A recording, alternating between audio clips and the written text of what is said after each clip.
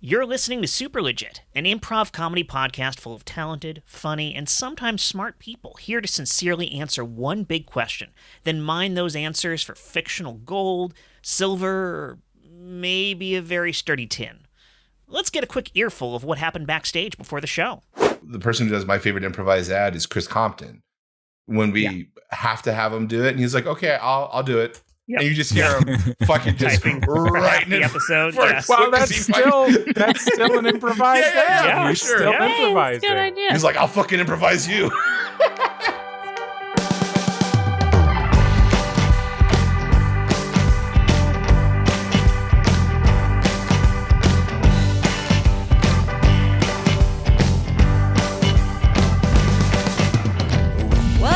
It's the Super Legit podcast, and my name is Jen Burton, and you know what? The crew has made a terrible mistake in letting me be the host for the first time ever. This is it. No one else volunteered, so here I am, and this is what you get. And I'm happy to take over and be the host right now. If you want to, really? Yeah. If you don't want to do it, I will. I am happy to be your co-host, Jen, and to tell Josh to shut up. Okay, Josh. I'm so sorry. Shut up. Oh. No, I'm going to host. I'm going to do this. I'm going to take on this mantle of responsibility. And Josh, historically, you've not been allowed to host, and I think we should continue that tradition. Here. Until the end of time. I like this host. Yes. Yeah. So welcome, everybody. We have such a glorious crew here today, and I'm staring at each of their faces in tiny boxes on my computer. And the first one is Christopher Sanders. Oh, you used my government name. I'm required to by law. Chris Sanders. Do you not like Christopher? Out of curiosity? No, I just have to because it's a common name. No, I get it. I'm Jennifer. The voice of anywhere Stitch. else. Well, welcome, Christopher. We are so happy to have you here. We also have Jarrett, Lennon, Kaufman, aka Jet. Yes, it is I, and the staring, I gotta say, I thought the staring into my eyes would make me uncomfortable, but it actually put me at ease, and I don't know what that says about me. Oh, you mean I'm staring in your eyes, or you're staring into your own eyes? Well, now I'm doing that too, and that is not comfortable for me. I'm just going to stare at you throughout the whole episode. We'll see how it affects you mentally. Next up, we have Josh Spence. That's my in-ring name too. Your what name? When I wrestle. In-ring? Yeah. Is that an in-ring? When I wrestle an IUD brand? No. Shut up. Go to the next guy. Are you named after an IUD? Anyway. Yes. Well, Josh Spence, we're very happy you're here. And finally, we have good old Shawn Michael Boozer. Use my full name, please. Shawn Michael used to be the worst host of this show ever. Oh my God. Are you kidding me? I think I'm doing a very good job. I have already unseated you in so many ways. Uh-huh. I have 3 times the energy that I normally do, which I am just a quick really note, doing my best to John. maintain. As soon as Shawn Michaels says that, can we get the sound of like a fire engine in there because that burn unit was so good? Are you talking to our producer and editor, John Rael? Mm-hmm. Well, John, I prefer it. I'm in charge now, so don't do that. Yep. Look, I'm gonna roll with an iron fist. Hey y'all, we got a question for this episode, and I'm gonna pose it so that we can get this ball rolling. The question is, what was your favorite childhood TV show? The more obscure, the better. And how well does it hold up now? Jet, don't say reboot. Oh, I think I have a few because they're kind of coming. They're coming in like the more I let this question process. I don't know that I'm able to that I remember them each well enough to communicate if they would even hold up now. So it might just be a little bit of a list, but things like on the animated side, there was a show called Silverhawks. Silverhawks. Yeah! I didn't imagine that. Thank God. It was this weird, like it was a family of metallically armored hawks, Mm-hmm. Mm-hmm. but they That were were people. silver? They were people. There was a copper boy. There was the young boy was covered in copper. Copper boy. There was like a honky tonk rock and roll guy. The scene fucking built itself for some reason. They all had wings, and they were metal. And there was a dad and the mom, and the evil dude they fought was a giant squid ship. Are you sure this isn't he was a giant squid? This is 100% true. I remember watching this in the 80s. I was young. Yeah, it's an 80s cartoon. It may Jet, look it up right now. Yeah, I am right now. Yes. Oh my god. It was probably only on for like a season or two. 2 seasons. But it would come on. It was like prime time, like after school or Saturday mornings. It would be on between like Rainbow Bright and G.I. Joe and Transformers. It wasn't very long lived. I couldn't tell you anything about like the plot or, morals or anything. I just remember I enjoyed it at the time. What was your favorite part about it? Was it just because they were like fighting like super? That was your favorite part? Yeah, just the jingle. Yeah. A team of cyborgs protects Limbo from Monstar and his gang. Monstar, yes. The very creative bad guy name of Monstar. I gotta tell you, these helmets are kind of badass. I'm looking at these suits right now. We'll have to post a link to the video for it. But these suits and helmets look really cool. And now I want this to be rebooted. Oh my god, and there's the guy playing his guitar. Oh my god, Josh, you're gonna love this. This electric metal axe is awesome. The lady they all had a power. Most of them, their power was like shooting metallic like blades out of their wings. But honky tonk guitar guy would like strum his guitar and shoot like stars at Monstar. Also, oddly enough, the voice of the lady voice in the animated series was Maggie Wheeler, who was Chandler's girlfriend in Friends. Oh my god! Steelheart was Steelheart. Wow. She's one of the only actors in the IMDb listing for this who has a photo on her listing. Yeah, which is great. Her and someone named Adolf Caesar. Everyone else is an unknown. Adolf Caesar? Yes. Hell of a name. Great name. That's a made-up name. Super. All right, guys. Remember, we're going into battle. Yeah. We're fighting. I'm ready. We're fighting the big fish. Some of us has a name. The BK fish. Some of us may not come back. Point of order, I believe he is a mollusk, not a fish. Correct, know-it-all, for sure. Thank you. Point scored for me. Very well done. I just want to say that of the four of you, some of you may not come back, and he's talking to you, know-it-all. May I take a sick day, sir? No, you can't, because today... Can we stop? Can we stop giving such a hard time to the incredible Mr. Limpet over here? I am just looking out for number one. I don't know how that would be giving him a hard time. More is giving me a easier time. You are the incredible Mr. Limpet. I was defending you. Oh, in that case, I'm on his side. Yeah, you guys don't even understand the reference. Okay, you two stop squabbling, okay? Now listen. You four go into battle while I stay and play my guitar and hope that everything works out in 22 to 26 minutes. So hold on a second. I just want to be sure I understand.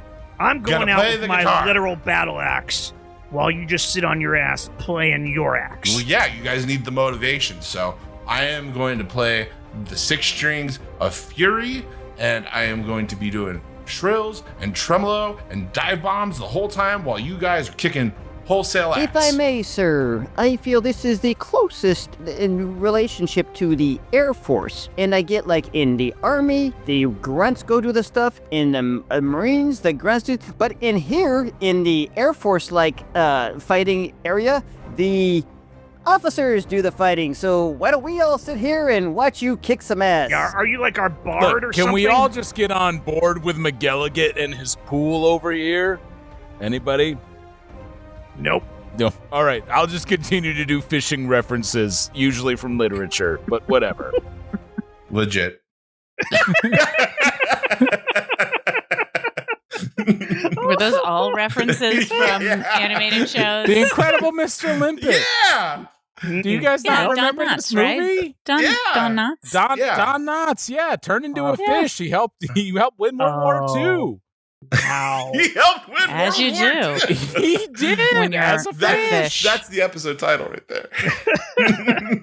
McElligot's Pool. It's a Dr. Seuss novel. No. I don't know that one. So we're referring to Dr. Seuss as literature now? Is that what's happening? Yes. Oh, how dare Someone you. call the Dr. burn Seuss is unit. absolutely literature. 100%. You want to talk about fine literature, my friends? I don't. There was a program when I grew up in Phoenix. Jet Magazine. It was yes, Jet Magazine. Yeah. There was a program on for like I would say probably went on for 40 years. It was in its like 30th year when I started watching as a little kid. Wow. It was called Wallace and Ladmo. It was the greatest show ever. First of all, they did these sketches. They had two characters, Wallace and Ladmo were the hosts of the show. And there was one guy, the actor's name was Ed McMahon, who played all these other characters. And the characters were so like making social commentary. At the time, I didn't get that. You know, they had Jarrett, the private school kid. They had Captain Super, who was a superhero, but was always overly concerned Holy with money. shit, dude. It was an amazing show. And the kicker was all the cartoons they showed in between were cartoons from the 1930s and 1940s and 50s. So they referenced like all these movie stars or World War II. It was, so I grew up on all this, like these really edgy You were watching cartoons. Krusty the Clown, yeah. Yes, I was watching Krusty the Clown. It was dude. And I got to go to the show several times. Got what's called a Ladmo bag. I was on the show 2 or 3 times. Actually had a private party with Ladmo. Not just he and I. That would have been weird. And we cut to that. But dude, it was so cool. The one part they did not explain to me though is this is like the 70s and we're watching them on green screen. And I'm like, where's the picture that's behind them of the cowboy town or whatever was going on? Like, and then when I went home and watched the TV program the next day is when it aired, I was like, how did they do that? Why didn't they tell us that was you know, it was so weird they didn't tell us that was, because I had no idea what green screen was. I remember being upset about that for a long time. Like, why did they, and how did they do that? And it was just a big thing for me. But Wallace and Ladmo, by far, the greatest TV show from my youth. This is similar. Like there's like local broadcasting stuff that we just children's programming, especially that we just don't get anymore. In the Midwest, we had Bozo the Clown. He was on he was on WGN, and Really? I mean, I grew up in Michigan, Terrifying. but WGN was a nationally broadcast station for the longest time, so you could see Cubs games all the time, but in the mornings, you would see Bozo the Clown, and Bozo had part of his show was the bucket toss. One of the kids or a few kids from the audience would do, it's like 5 buckets in a row, each at a little bit further distance, and they would have to toss like a ping pong ball. Just like teaching them beer pong early kids. on. To win a better and better prize. Beer. But it's the same thing. Like and throughout the Bozo the Clown show, they would have a quick animated cartoon that, I mean, I don't remember any at this point, but very similar stuff. Just a different, same show, just a different region. I think the kids are missing out, like by not having those little regional things to hold on to. Like now it's even like the radio stations, if anybody listens to terrestrial radio, or even like nothing, even though it seems like it's local, it's not. It's all syndicated and it's all like kind of, here's something. This is not what we're talking about, but I can just bring something up.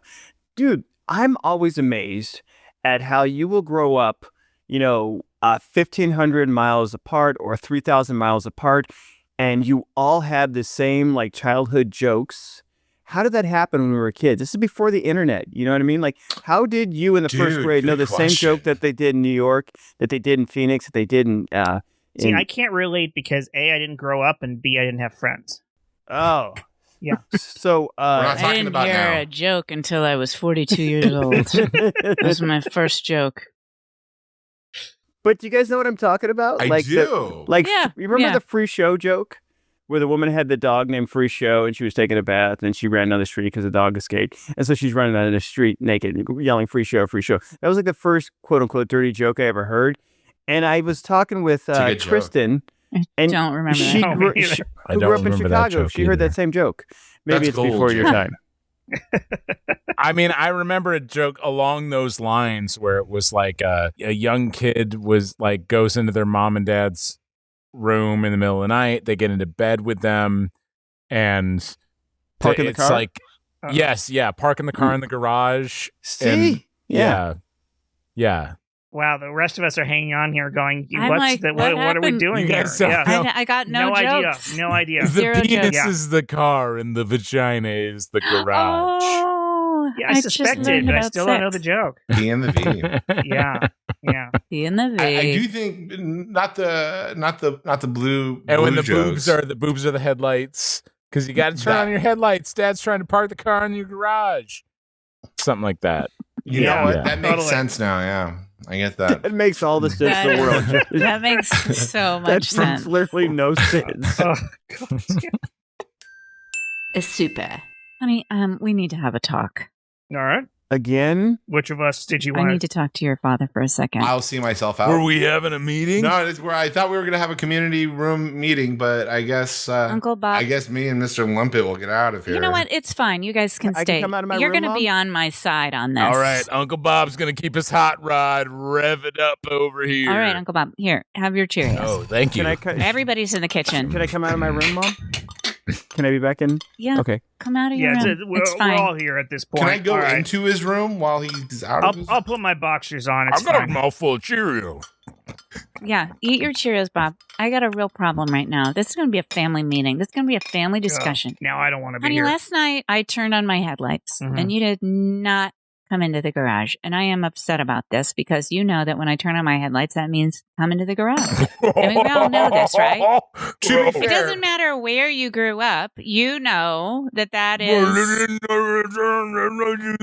Uncle Bob's on my side. Let's just talk about that right now. I mean, in fairness, I have though. an in fairness too. Okay. Okay, like yes, I did not acknowledge the headlights in the way you wanted to, and I sincerely apologize if that I wasn't shined proper. them right in your face. But to be fair, I was the guy that went "Awooga, awooga." That's totally fine if I'm walking down the street with my headlights on and I'm passing a construction crew. But you're my husband and we're in bed. And when I show you my headlights, that means come into the garage. And you didn't. You rolled over. You said, "Oh, wooga," and then you fell I did asleep. do Bro, awooga. like I don't know how many times we've been over this. And then you showed me your garage from Right, behind. yeah, like you're with a fucking Rolls Royce, bro. Thank you, Uncle Bob. You should know when you go awooga, you're not driving a Model T. You know what I mean? I should have went. Boop, boop, boop, boop, boop, boop, boop, boop, boop, boop, boop, boop.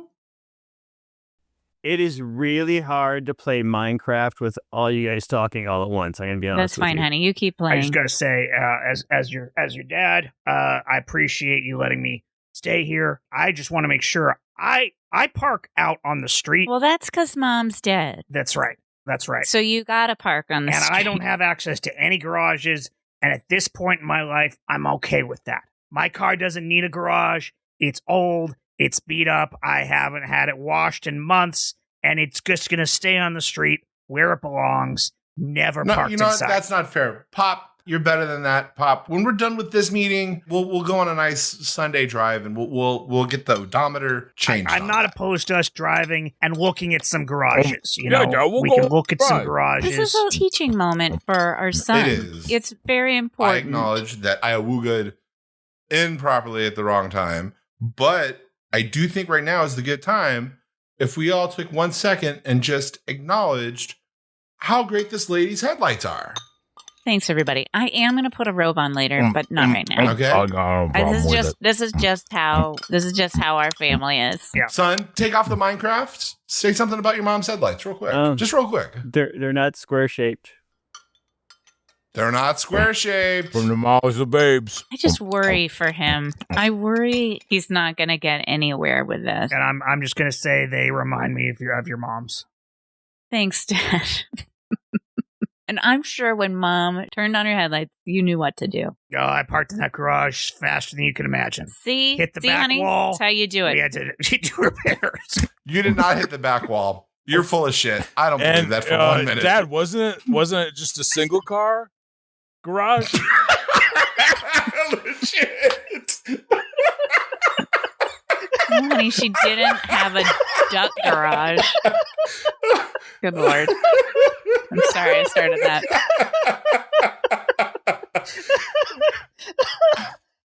I liked how hard you laughed at yourself, Jen, when you're like, I hit the back wall. I lost Motherfucker. it.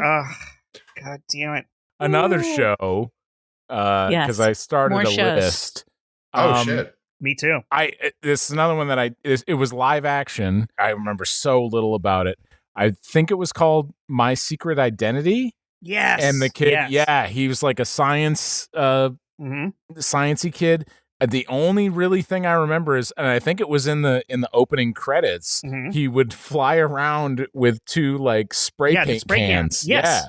Yeah. And eventually, like initially, he was using hairspray cans, and then like the scientist who was working with him made up aerosol cans that didn't have anything else in them, so it was just aerosol, and he could use those to fly. It was Jerry O'Connell played the kid. It was Jerry O'Connell. Okay, yes. yeah, The fat kid from Stand By Me. Yeah, that's right. But yeah, that was. I remember that too. He was also Kush, and I had Jerry the theme Maguire. song to that stuck in my head for decades. Yes, but yeah. How did it go? Can you sing it? Please sing it, I guess, because I don't remember it. No, right now. all I just remember was my secret identity, and that's it. But that part is just appears in my head randomly, and that's all I need.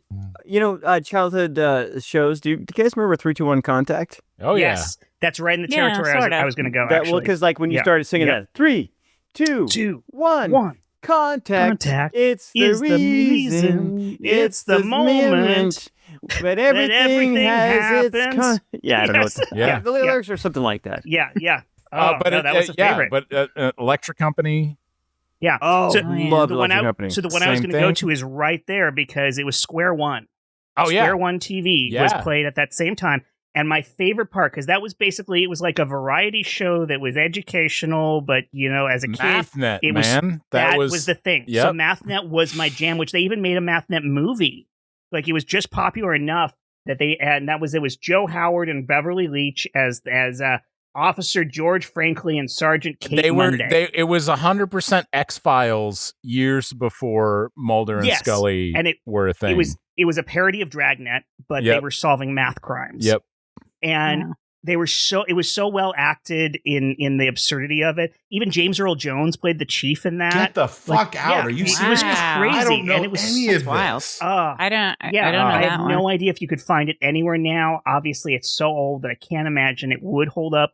But it was so much fun as a kid because it was like that. It walked that line of this is educational, but I know it's like satire and funny and ridiculous, and I loved it. Let me ask you guys this: so the three of you that have answered the question so far, how much of these shows? And this is such a great question. How much did you just give yourself props on your own question before you delivered it? The question that was offered at the beginning of the episode that Jen presented, great headlights, Jen, was that's all I really want now. How much of those shows that you watch as a kid influenced your comedy sensibilities now? 100% Electric Company. Dude, you know what's really crazy to me? Because first of all, I didn't know sketch show was a thing, but I knew they did all these little sketches, but they were based on reading. I'm like, you know what? When I become an adult, I'm going to do this, but without the reading part, because I just thought it was such a great thing and it was brand new to me. On that, I had no idea who Rita Moreno was. I just thought she was this woman that screamed at the front of that show. Had no idea she was an EGOT. At that point, she wasn't an EGOT, but she'd already had an Oscar at that point, doing a children's television workshop show about reading. I mean, the level of talent there on that show was crazy, right? Yeah. Well, even the current slate of children's programming, it's just much larger than it used to be. Yes. But you can still find a lot of that like crazy talent that is surprising to see in children's programming in some of the current stuff. Like Blaze and the Monster Machines is a big Nickelodeon show for preschoolers. It's got like a STEM curriculum. It's about a anthropomorphic monster truck named Blaze, and they live in Motor City where all beings are vehicles. Like even the animals are monster trucks. They all have wheels, and it's like a bird, but it has 2 wheels. And the polar bears have 4 wheels, and then a polar bear body. That's terrifying. And Blaze and all of the vehicles in Motor City are all they're all friends, and Blaze is the only one that's actually driven by a human. The main character AJ, and they go on adventures together to solve STEM related problems, and their catchphrase is "Let's blaze," which is problematic. But all this is to say, but probably how the show was conceived. One of the executive producers is none other than Christina Ricci. That's great. Wow. Oh. I think those shows are so important to forming those early thoughts and ideas of how to process it. Oddly enough, one of the, I guess I know we talk a lot of shit about my dad, and rightly so, but I think one of the best things he ever did, the way I learned about death, is he actually recorded the Big Bird death episode with Mr. Hooper. Oh, yes. And like showed it to me as like one of the earliest memories I have. And like, it was probably like one of the nicest things he's did. I'm almost going to cry now thinking about it. We watched the episode, and he was like, "Do you understand what this means and how that works?" And yeah, I think I understand it, and this and that. And he was like, "Great." And then he explained how like my great grandfather had just passed away, and that was Oh, wow. right. That's really sweet. Because he couldn't do it himself. I know this now in hindsight. He couldn't tell like his young son, like, "Oh, hey, your great grandfather died. Tough But shit." That was actually a thoughtful workaround. I give him some He's credit probably there. not the first person to do that either. No. Like to explain a child, like, to use that episode as a way Right. to And it explain was And I death. imagine that was the point. I mean, that when they made Yeah. that had to be what they hoped I for. was completely misled on that because all the history you've had with your father, I thought he was going to make you watch that episode and goes, "Everything you love is going to go away someday." But like one it day went the I will be opposite Mr. way. Hooper. Right. Super. Son, I really want to gather your thoughts after seeing that episode of Seinfeld, and I want to know if you now understand, without me having to really dive into it, what the Holocaust was. It's different than being the master of your domain? There wasn't.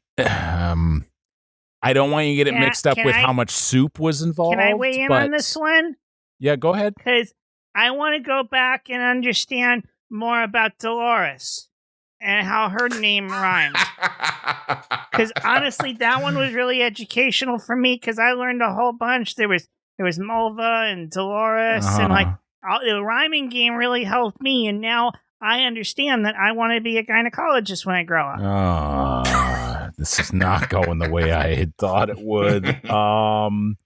What's the deal with parenting? Look, Freddie, I'm going to offer a quick note for you. I think you're going with the wrong TV show, Seinfeld. If you're going to go with any of the NBC 8 o'clock must-watch block, I think it has to be Friends.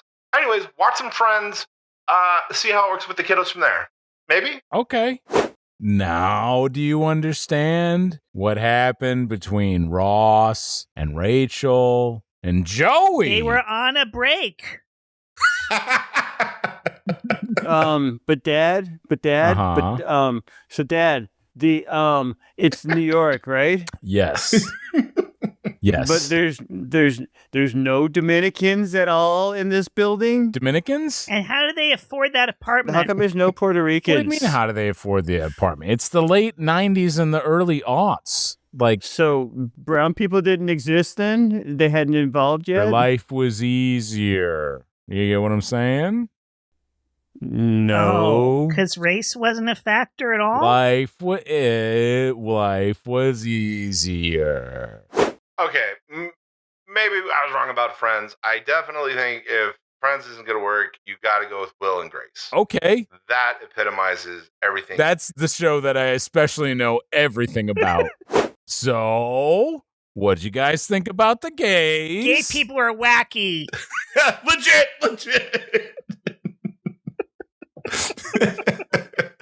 They are Perfect. wacky. Ugh. They're wackadoo. I will say that I was going to say the Muppet Show, which is one of my favorite shows. Yes. I've got to the Muppet Show is like, I've got to watch the new iteration because I hear it's pretty good. It's solid. It is. I have not seen the new iteration. I started watching it. I have not finished it yet. That long episode? The Muppet Show is like a great show. And I do feel like I've been looking for Kermit my whole life, just secretly. Like he, to me, was the ideal person, but I do think when I'm asked the question, like, how does it hold up? Hold on, wait, before we get I have questions too, yes. Dude, why? Yeah. What about him makes him the ideal person? Thank you. He was just so sweet, and he was very honest, and he was very put upon, which I related to.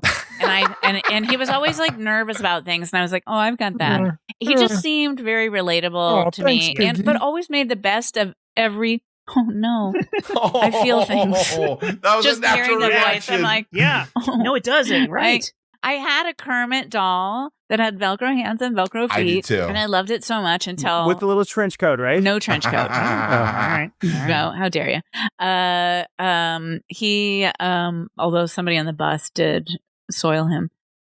For me, but I did love that show, and I had that was one of my first albums I ever had was the Muppet Show soundtrack. I didn't mean to get you sidetracked. Please finish the story there. Sorry. Oh no, I was just gonna say, like, when I think about does it hold up, and especially, of course, I look at it through like, how was it feminist wise? And I think about Miss Piggy, and she was very strong, but she was also extremely abusive. Mm-hmm. Like she was that was an abusive relationship, even though she was like a very strong female character, and I'm like. I just like sometimes I think about Miss Piggy and I go like, I don't know, is that okay that Kermit was so like beat up? I want to cut to the beginning of this episode where you said, I am in control now. God damn it. This is my show. That's a very Miss Piggy. That's a very Miss Piggy move. No. How dare you? No. That was me just taking the hosting duty. No. She was great. She was very empowered, which I really loved. And I also really liked what's her face from the band? Oh Blondie. my God. Yes. I can't remember. She had like a really normal name. I can't remember her name. It was like Joan or something. No, I can't. She was based on, I think she was supposed to be like, what's her face? Joni Mitchell. I think she was supposed to Janice slightly Joplin. look like Joni Mitchell. Janice. That's her name, Janice. Sure. Mm-hmm. Yeah. Yeah. Oh my Her name's God, Janice. Okay, yes. Janice Joplin. Yeah. Anyway, I loved the Muppet Show. Question for you. I wanted to live in it. Mm-hmm. Fuck, marry, kill.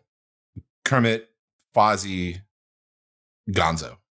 Oh, my God. easy. Okay, kill Gonzo. Go, I want to hear everybody say come that. on. Oh yeah. It's that easy? Wow, okay. And then you I'd fuck Fozzie and then go marry Kermit. Oh, that's I feel really. that's the I objective feel answer. horrible. Yeah. Yeah, I feel the guy with the horrible sense of saying that, but that is humor. the right answer. This does remind me of another answer, which was did anyone watch Jim Henson's The Storyteller?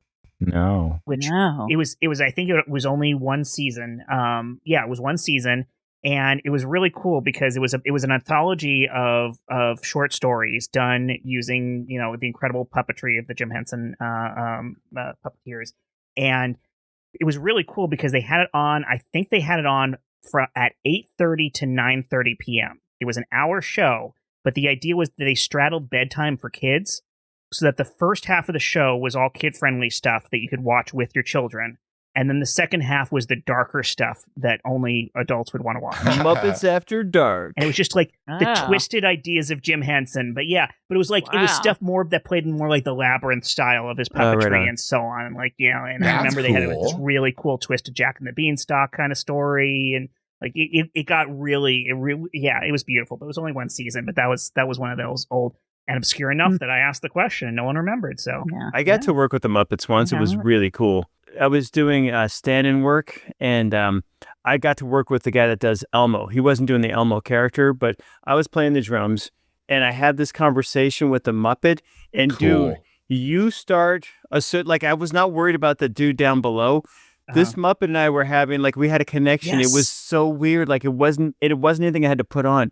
They were so good and adept at making them so lifelike that it was like being up there with another actor, not with a piece of felt with a hand in it. I've heard so many stories from professional actors who got to work with Muppets, and they said the moment I walked on the set, I broke into tears.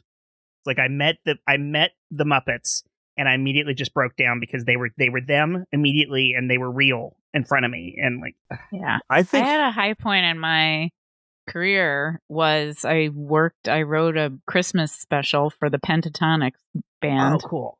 And there was a bit in it with the Muppets. Oh. And I got to meet the guy who did Kermit Mhm. and also evil Dark Kermit. Oh. That was like what it was all, which is actually a real thing. And it was truly one of the most I felt, and I totally agree. Like once they're doing it, you forget about the human. It was one of, it was The great. current And new I voice also of Kermit still is the wanted guy to who used to marry do the Kermit. Dark Kermit voice. So let me he's never ask voiced you guys this. Jet brought up something that I like. I'm not that impressed with like celebrity or whatever. I've been on like sets with big people like George Clooney or whatever. George Clooney, super nice guy, by the way, very down there. Brag. So nice. But Yeah. like the one person I think I might break down and actually cry would be Dick Van Dyke. Dude, if I was on a set with him and got to do a scene with him, oh, dude, that's like, I think that's he's fair. the coolest cat of all time. And 100 years old, never had to walk back anything he said, never had to Yes. apologize or explain. You know, so all these Yep. people like, oh, they're a person of their time. No, there've always been good people. There've always been shitty people. Just, be who you are. So He's one of the dudes who like did it right. Yeah. Yeah.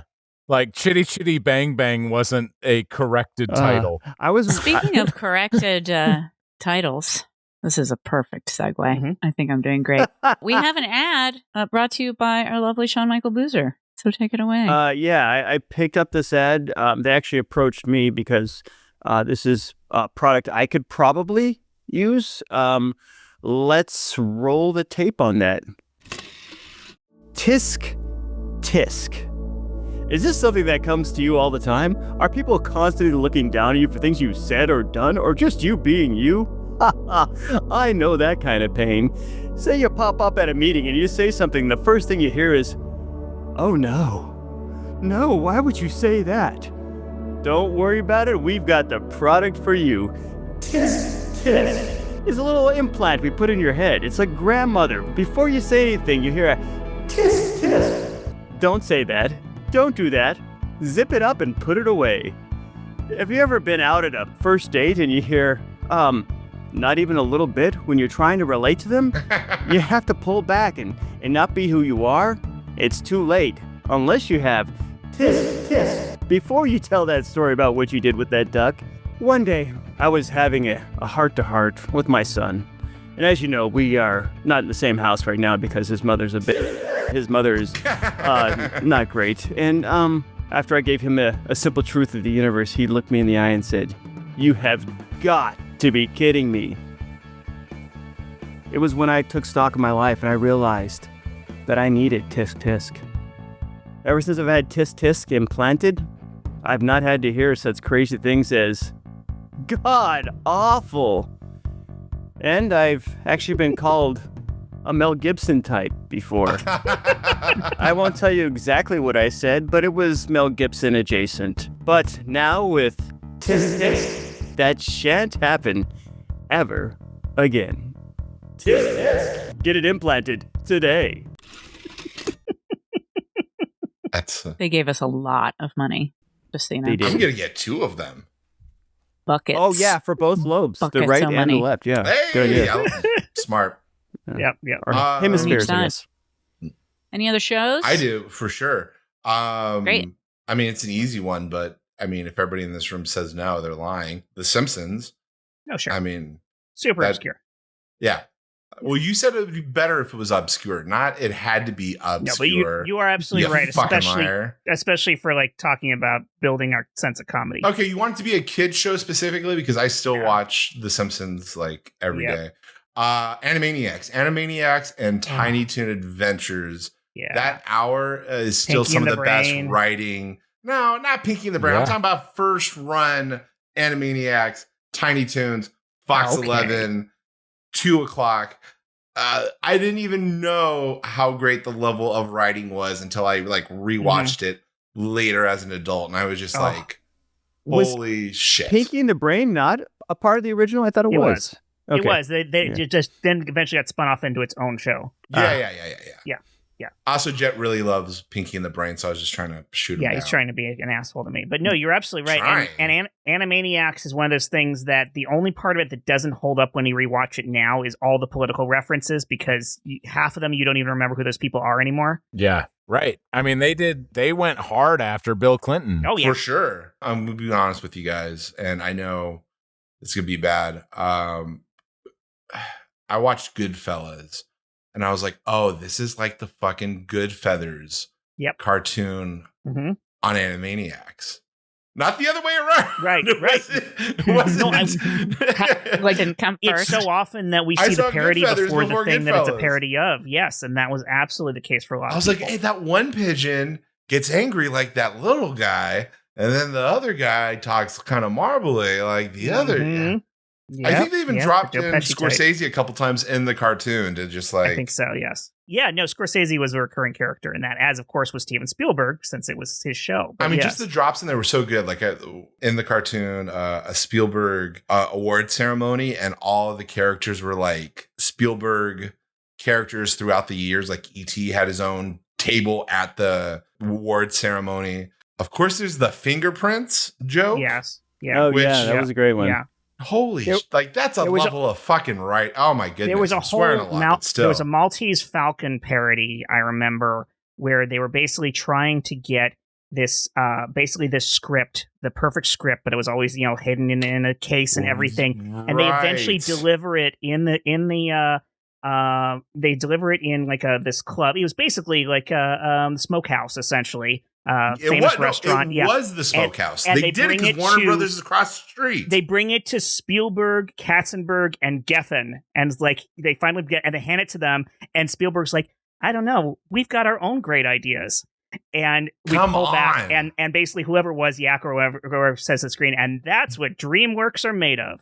And it was all these kinds of Hollywood jokes. It's like, I have to imagine 97% of the audience didn't get the jokes. It wasn't just adult versus child. It was industry versus non-industry. Civilian, like, and I was in that weird subsection of a kid in the industry, so I Who was was the only 40. kid getting all the jokes. A 40-year-old kid in the industry. Exactly. I will give you credit, Jet, though. Pinky and the Brain, it's still so like ahead, and the writing was still so good that, I mean, they have college courses. Yes. On yes. the symbolism and the metaphorical leanings. Quickly, Pinky, we must get to Carly Simon's house by 5 so we can find out if that song is about me. Just yeah, it's so smart. Like I went from that, and then I don't know if it's a cartoon show, but I mean, like, I think Late Night with Conan O'Brien was viewed as a cartoon character. Oh yeah. I mean, the first time I know you said the kids, and we're thinking of like kid shows in that aspect, but I think like the first time, I'm going to try to stay up all night or as late as I can, you run into Late Night with Conan O'Brien. I remember being 10, 11 years old trying to stay up all night and just making it towards the monologue. And it was just the zaniest, best stuff in the world. I grew up watching Letterman. I stayed up late and watched Letterman, and that absolutely formed You are a 40-year-old kid. Yes. Yep. But I was remembering also other obscure like TV shows, because especially once I got access to Nickelodeon, my world opened up a lot, because Nickelodeon was full of stuff that was it was subversive for kids.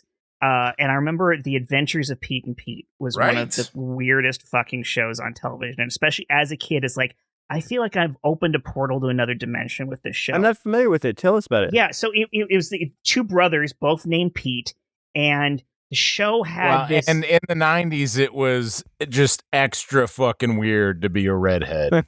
Yes, yeah. Two redhead brothers, with freckles, Danny Tamborelli and Michael Morona. It's hard to explain it because it was just the life of these two kids, and yet everything was just odd. And it was all kind of deadpan, like their personalities and the way most of the characters played everything. It was so grounded while the situations were weird. Mm-hmm. Like they had this neighbor named Artie, who was clearly, he had some kind of a developmental disability, but he was played to be really cool and self-assured and a superhero, like not a literal superhero, but he would run around in a cape and so on, and they treated him like he was a superhero and with that respect. And all of their situations. There was this one where like there was a staying home sick situation where he tricked his parents. One of the kids was addicted to plaque candy, which was a thing back in the day where this candy that you'd eat that would stick to plaque so they could see where plaque was. And one of their friends was just would just eat plaque candy all the time. So their mouth was always red. It's hard for me to explain the specifics because it was just this vibe the show had. Yeah, I watched the show too, but I have a similar memory of it where I don't really remember. Yes, I watched it religiously. Right. It just felt different. But I don't remember that much about it. Gents, if we're gonna get into snick and weirdness, I mean, God.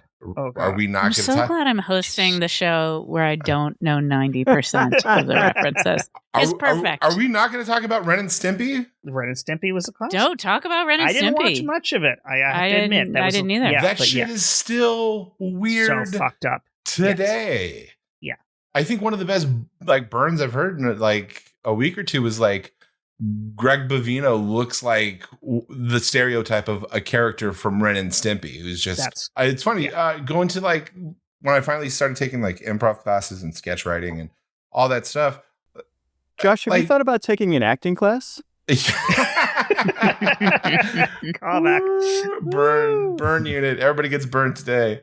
That was last show. I'm sorry. That was the previous show. Jesus. No, it just sounds like you're being a dick out of the Everybody blue. go back and listen to the previous show if you want to know what that was about. It's funny because when finally taking these different classes, like the principles that you hear, like, you know, being in a real world, but you're normal, alternate reality, all of these different things, you're like, oh, I learned it. Yes. The stuff that you watched when you were 7-8 years old, you're like, oh yeah. Like, you're of suddenly course, doing retroactively applying it to all of the things that you knew and loved. Is like, oh, that I know this inside out. I just didn't have a name for it. I didn't realize it was an established concept. I know the movie Inside Out. Yes. You want to talk about that? Yeah, let's talk about it. You said the words Inside Out. I did. Yes. I could follow up on that. Yeah. There are some shows that I saw when I was a kid that kind of still haunt me. And the one that I think about all the time is The Land of the Lost and the Slee Stacks. That show, I don't know who the hell that was for, because that was that I still think about those Slee Stacks and the way they moved, and they were horrifying. And I was really little, and that was what you'd put on television. It's like, you can go through a portal and like you will be stuck in another time, and there will be big hairy creatures around and dinosaurs trying to eat you. And it's like, am I learning something? Is this about math? Is this about... Yes. And it was very recently rebooted for several seasons on like NBC. Yeah, that's the one I watched. It apparently did pretty well. I just feel like there was a certain period of time during that time when there was no STEM requirement. It was just like, this is good enough. We'll just like, hey, kids will watch this, and you know, we just want them to shut up so the parents can go off and do whatever they're doing, but they're not trying to teach you anything. It was children's Tylenol. Like, be terrified. Which is so weird because at the time, parenting was, if your children are in the house, you're fucking wrong. Right. Dude, 100%. It's really true. Parenting was like, get outside. Do not show your goddamn face back here until it is dark outside. And that was the exact opposite. And you are starving. Yeah. It's just wild. Can you get dinner at one of your friends' house? It was such like a different time. Old kid shows. Do you want me to recount some episodes of Ren and Stimpy that I've seen? Yeah. They're really good. Call you on it, yeah. So there's this one that was Ren and Stimpy, and they were together and they were having dinner, and then Ren was like, eh. And then Stimpy stole his fork. And then Ren was like, you're not going to do that. And then he cried. Yeah. Are you kidding? Man, that's my fork. Sounds accurate to me. Sounds exactly right. Yep. And then that was it. They were very short episodes. I think that one was called Mr. Forky. I think those episodes actually led to some of my first insecurities because like I'd watched some of those episodes, and one was like they were doing again. They also do ads like us, and one of them was for log. It's a fucking log. Like they say fucking. Yeah. Yeah, it's heavy. It's wood. Yeah, it's big. It's heavy. It's wood. Log. It's better than bad. And it's good. I'd watch it, and I'd be like, "Wait, is this funny?" As a kid, going, "Wait, should I laugh at this?" Like, right. I don't think this is funny. As you're trying to test the waters of what is comedy. Yeah, like your friends Yes. would laugh and you're like, wait, what? There was another game where it was like, don't piss on the electrical fence or don't pee on the electrical fence. I still don't know. I have a lot to work through. Don't whiz on the electric fence. Super. All right, so here's the premise of the show, and I think you're gonna love this. It better be good, Thompson. You've come in here with 8 ideas already that we've already bought, so we were happy to buy a 10th. And that's why I know you're gonna buy this one right off the bat, so I don't have to put a lot of work into it. So it's called Door, and it's about a character. He's a door. I'm open to it so far. That's a great lead-in because sometimes the door opens, sometimes the door closes. Okay, you lost me. Okay, gotcha. So you know how you could turn a knob and the door will open? I'm with you. Yes. I'm with you. 100%. Yeah. Yes. And then you know how sometimes as you walk away, you just push on the door and it closes behind you? Absolutely. I did that just this morning. Well, that's the plot of the show.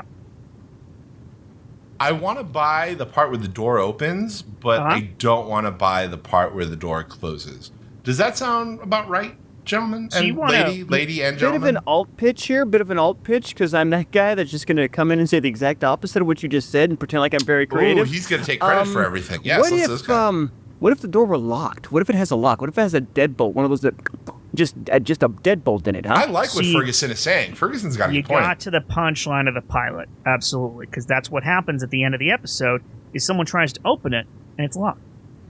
Oh, Okay, so all right. I'm going to level with you. I'm very interested in buying this. The door will be leveled because that's important to it opening and closing properly. let me ask you some questions. Is there a wider world? Are there welcome mats here? What is there? Is it a mud room? Is it Okay, right, so where you is want to this get door? into side characters now? Absolutely. Yeah, let's do So this. there is a welcome mat. Oh, there's love a it. potted plant. Could it be a cheeky welcome mat that says "welcome, maybe" or something like that? Have you thought about some ideas like that? Anything like that? Is that something you'd consider? We are open to it. If you want pun-based welcome mats, maybe the pun changes every episode. Whoa!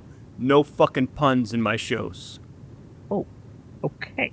They don't have to have puns. Puns unnecessary. Just a quick question. Please. What do you see happening as the series finale 7 seasons from now? It's a long arc, but I think I don't want any Game of Thrones ending. Like, you need to stick the landing. If you don't have it now, I don't know if you will ever have It's it. going to turn out that the entire series was designed to teach children about death, and the door is going to burn down. But it's going to burn down locked with the entire family dead inside. Just another alt pitch. If I'm going to just I like what throw Ferguson's something out doing, here. yeah. What if it were a Dutch door, and as it's burning down, the flappy part opens up and they get out. So only half of the door burns. Actually, alt pitch to the alt pitch. I think the side show should be called The Flappy Part. I like that. That's a 3-season run right there on Amazon. I intended for the door to speak English, but we could try Dutch. That's fine. Okay. That's an option. What about a doggy door or just a wide open pet door? What about something like that? A little. Okay, now you're talking about the spin-offs. Yeah. Oh, okay. So we have thought about these let's things. not get ahead of ourselves. Obviously, I don't want to speak for you.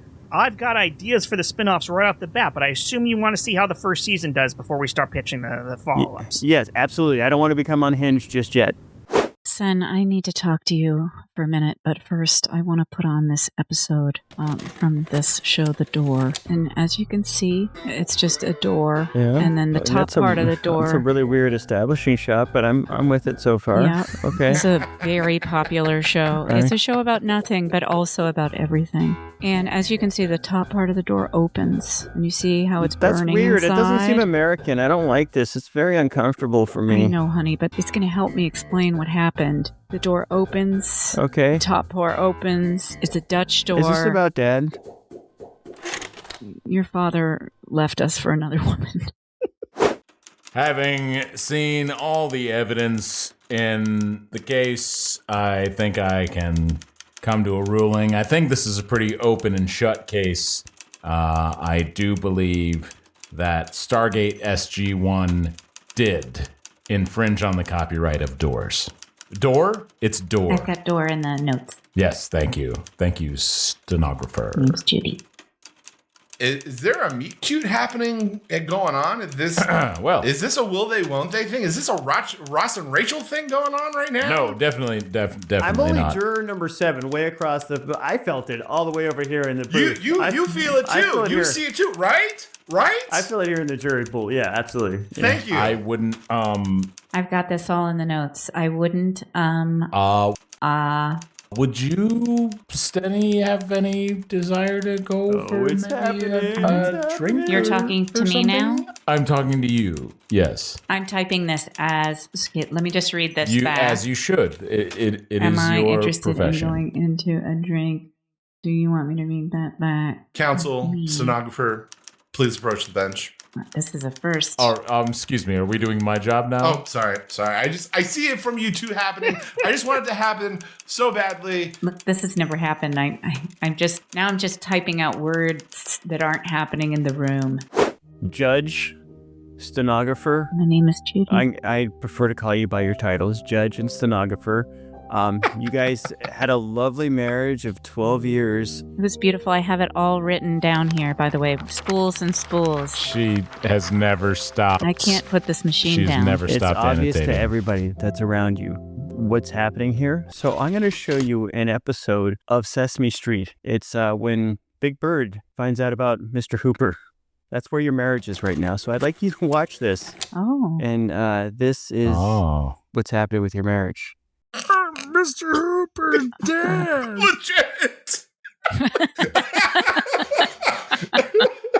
Oh, God. And on that note, on that beautiful Big Bird, that was an excellent. Perfect. Yeah, that wraps up our show. Yeah. Thanks everybody for joining us on this episode of Super Legit, and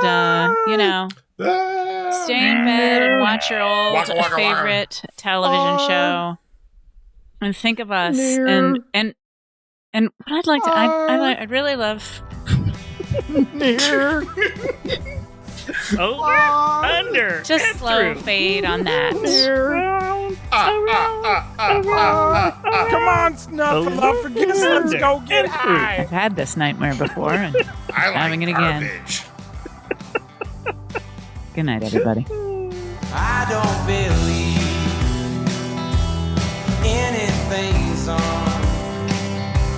Oh my time, I kicked the door on its hinges just so I could move on. Oh,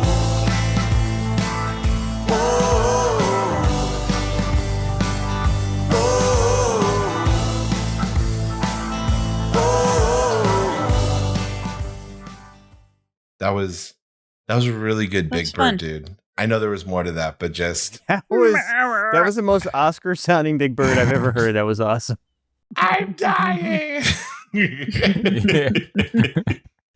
Uh, It's so good. Fun times.